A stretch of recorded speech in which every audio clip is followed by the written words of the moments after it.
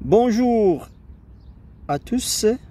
Dans e-learning physics, qu'apprenons-nous lorsqu'on aborde un sujet d'électrolyse? En fait, il s'agit d'un second type de réaction d'oxydo-réduction qui en fait ici s'intéresse à des réactions provoquées ou forcées. Rappelez-vous que nous avons déjà abordé le premier type qui traite les réactions spontanées et comme application la pile électrochimique. Donc électrolyse, c'est formé de deux morceaux. Le premier c'est électron, donc un courant électrique, et lyse c'est coupure, donc sous forme d'un ciseau, donc coupure d'une molécule, etc. Et donc ici comme application, ça va être une purification d'un métal. Ça va être la synthèse de certains gaz tels que le chlore, l'hydrogène, etc. Ça va être aussi un revêtement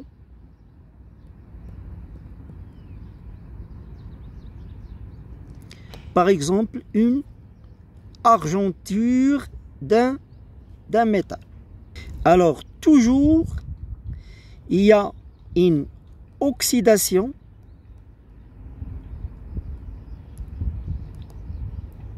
au niveau de l'anode et une réduction au niveau de la cathode. Et le générateur de courant va jouer le rôle d'une pompe qui va arracher les électrons au niveau de l'anode pour enrichir la cathode. Dans la suite, on verra un exemple concret qui abordera l'une de ces applications. Donc voilà un exemple d'application de l'électrolyse. Donc le schéma de l'expérience est montré sur l'exercice. Donc on a deux électrodes, l'une de cuivre et l'autre de graphite, émergées dans une solution de nitrate d'argent, et les deux électrodes sont reliées par un générateur de courant. Alors, les deux couples qui interviennent dans cette réaction sont Ag plus Ag et O2 H2O. Alors, dans le texte, si on lit bien le sujet, on a une information clé de l'exercice. On a un dégagement de l'oxygène au niveau de l'électrode du graphite. Donc, qui dit dégagement de O2 signifie qu'en fait, à ce niveau-là, on a une réaction d'oxydation. Et donc, d'oxydation, ça veut dire l'électrode de graphite va jouer le rôle d'une anode. Et donc ici, vous aurez la cathode. Le cuivre, c'est l'électrode cathode. Et donc, cette pompe-là, ce générateur de courant, donc va arracher les électrons sur l'anode pour enrichir la cathode. Donc on aura ici le sens du mouvement électronique. Et donc le courant va avoir ce sens-là. Donc qu'est-ce qu'on aura en fait? Donc dégagement de O2 au niveau de l'anode, et à ce niveau-là, on aura une réaction de réduction.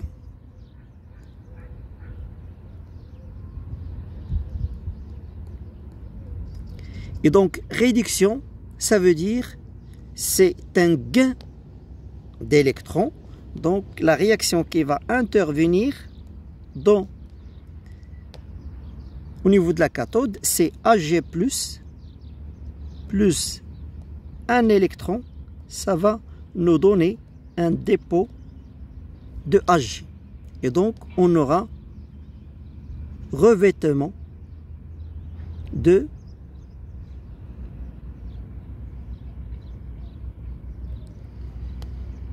métal de cuivre par l'Ag.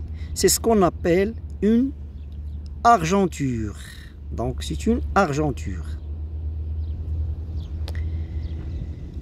Donc voilà, une fois on a compris le sujet, c'est très facile de répondre par la suite. Donc au niveau de la question 1, on a un QCM.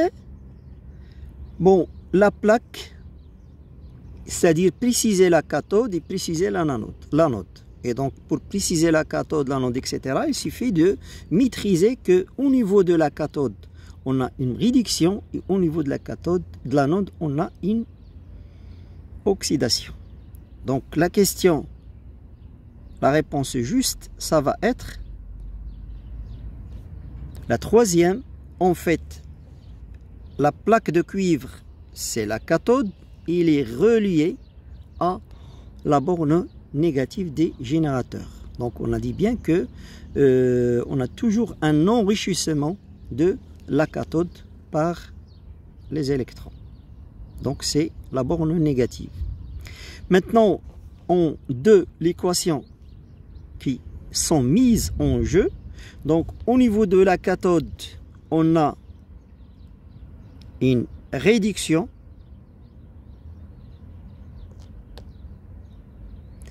et au niveau de l'anode, c'est l'électrode de graphite, on a une oxydation avec un dégagement de l'oxygène. Donc la réaction mise en jeu, c'est celle-là. Ça, c'est au niveau de l'anode. Et ça, c'est au niveau de la cathode. Donc vous pouvez par la suite écrire l'équation bilan. En fait, il faut multiplier la première par 4. Et donc, vous aurez, en fait, au niveau de l'équation bilan, vous aurez 4 Ag plus 6 H2O. Il va vous donner Ag, donc 4 Ag, ça veut dire un dépôt d'argent sur la lame de cuivre, donc plus O2 plus 4 H3O+. En fait, l'électrolyse, l'oxydoréduction en général, c'est une réaction de transfert d'électrons d'une entité chimique à une autre. Et donc, vous voyez bien que ici, dans cet exemple-là, l'électrolyse se manifeste par une attaque d'un ion de la solution, à savoir le Ag+, qui réagit, et une coupure au niveau de la molécule d'eau pour obtenir un dégagement de dioxygène. Donc il nous reste la dernière question, à savoir la quantité ou la masse d'argent déposée sur la plaque de cuivre pendant la durée de fonctionnement du système delta T.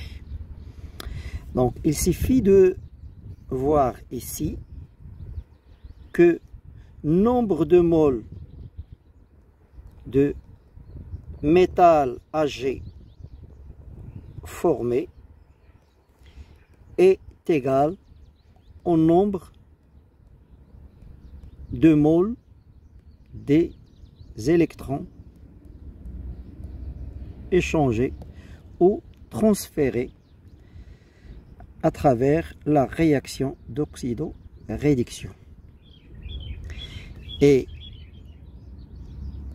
ce nombre de moles n'est rien d'autre que la quantité d'électricité échangée pendant cette durée-là, divisée par la constante de Faraday. Et tout en supposant qu'il s'agit bien d'un générateur de courant, donc l'intensité du courant dans le circuit est supposée constante. Donc par définition, c'est le Q sur le delta T. Et ça va nous donner en fait nombre d'électrons échangés